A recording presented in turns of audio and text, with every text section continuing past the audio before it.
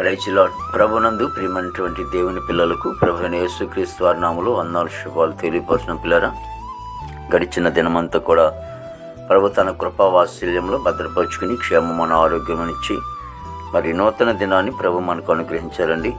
మరి 2024వ సంవత్సరం 11వ నెల 14వ దినాన్ని ప్రభు మనకు అనుగ్రహించి మరి రోజు దేవుని వాక్యము యెహోవా మందసము 3 నెలలు గిత్తీయుడగు ఒబేదేదోము ఇంటిలో ఉండగా యెహోవా ఒబేదేదోమును అతని కుటుంబస్తులందరినీ ఆశీర్వదించెను. సమూయేలు 2వ గ్రంథము 6వ అధ్యాయము 11వ వచనం.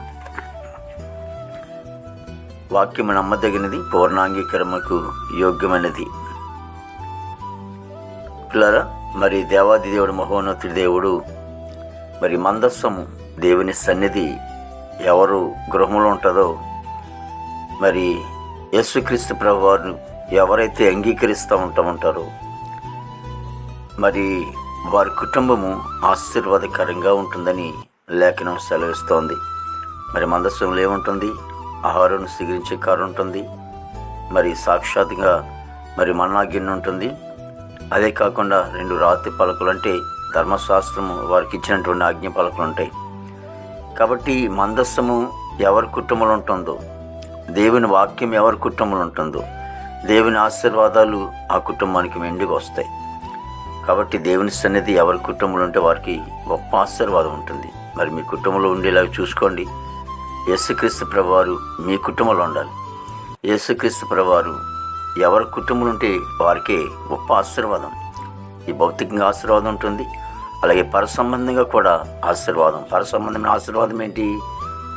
ఎవరైతే యేసు ప్రభువు నమ్ముకుని ఆయన దగ్గరకు వచ్చి మరి నమ్మి బాప్తిసం తీసుకుంటారో వారికి పరలోకం ఉంటుందని లేఖనం సెలవిస్తుంది. ఒకవేళ దేవుని మందిరానికి వస్తే మరి లోకంగా భౌతికంగా ఆశీర్వాదం ఉంటుంది, కానీ పరలోక సంబంధమైన ఆశ్రయం కావాలంటే యేసు ప్రభుని సొంత రక్షకుడిగా అంగీకరించి నమ్మి బాప్తిసం తీసుకుంటే పరలోకంలో కూడా మరి గొప్ప ఆశీర్వాదం కలిగి ఉంటుంది. ప్రార్థన. ప్రేమగల తండ్రి, కృపగల యేసు నీకు స్తోత్రాలు, స్తుతులు చెల్లిస్తున్నాం ప్రభు.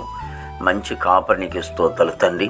ఒబేదేదోము అయ్యా నీ మందస్సం ఉన్నప్పుడు ఆ కుటుంబం ఎంతగానో ఆశీర్వదింపబడింది. అవునయ్యా, ఎవరి కుటుంబంలో అయితే మీరు ఉంటారో ఆ కుటుంబం దీవెనకరంగా ఆశీర్వాదకరంగా ఉంటుంది. దేవతండి, ఎవరైతే నేను సొంత రక్షకులు అంగీకరిస్తారో అలాగే పరలోకంలో కూడా గొప్ప ఆనందం కలిగి ఉంటుంది. ప్రతి కుటుంబాన్ని దీవించండి, ఆశీర్వదించండి తండ్రి. భారతదేశాన్ని దీవించండి, ఆస్వాదించండి ప్రభా. మరి నాయన నాయకుల అధికారులందరికీ మంచి ఆరోగ్యంతో నింపండి. దేవానికి స్తోత్రాలు. యవన బిడ్డలందరినీ కూడా రక్షించుకోండి. యవన కాలంలో ప్రభా నేను తెలుసుకునే కృప దయచేయండి. చెడు వ్యసనాల నుంచి దూరపరచండి ఆయన. దేవదిగో తండ్రి యేసునికి స్తోత్రాలు ప్రభా. గొప్ప తండ్రి నీకు వందనాలు ప్రభా. మరి విదేశాల బిడ్డలందరికీ కూడా మంచి వంతు నింపండి. చదువుకునే బిడ్డలకు జ్ఞానం నడిపించండి, రాకపోకలతో సహాయించండి. ఉద్యోగస్తులందరూ కూడా మంచి వంతు నింపండి. పనికి వెళ్ళే బిడ్డలకు మంచి వంతు నింపండి. మా దేశ పాడి పడినంతలో మీరు ఆశ్రయించండి తండ్రి. హాస్పిటల్ రూమ్ స్వస్థపరచండి తండ్రి. జైల్లో ఉన్న బిడ్డలు విడుదల చేయండి. కోర్టు గొడవలు, కేసు గొడవలన్నీ కూడా కొట్టువేయండి తండ్రి. దవాయిగో తండ్రి. మరి రక్షణ లేని వారు రక్షణ దయచేయండి. నేను గృహం లేని వారు గృహం దయచేయండి తండ్రి. మరి వివాహం లేని బిడ్డలకి వివాహం దయచేయండి. గర్భఫలం లేని వారి బిడ్డలకి గర్భఫలం దయచేయండి. గర్భిణీ సుఖమైన డెలివరీ దయచేయండి. తల్లి బిడ్డకి క్షేమం దయచేయండి తండ్రి.